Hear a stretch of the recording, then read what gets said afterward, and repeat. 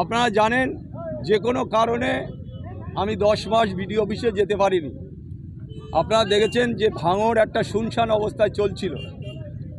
হাইকোর্টের অর্ডারে আজকে আমি ভাঙড় বিডিও অফিসে যাচ্ছি।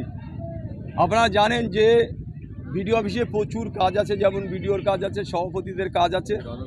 আমরা মমতা বন্দ্যোপাধ্যায়ের সার্বিক উন্নয়নকে সামনে রেখে আপনারা দেখেছেন যে আবাস যোজনার ঘর 2-1 দিনের মধ্যে থেকে ছাড়া হবে।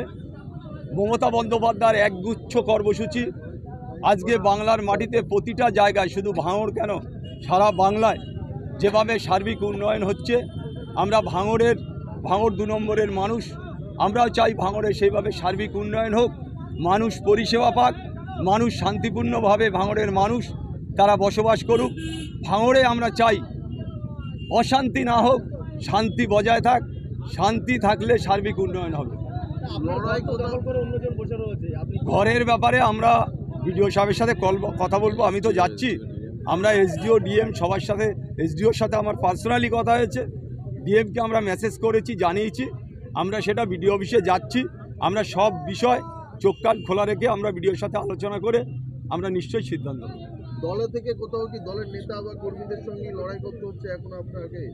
একটা ব্যাপার শুনুন, দলের কে কারা দলের লোক আর কারা দলের লোক নয়, আগামী দিনে প্রমাণ হবে। ধন্যবাদ।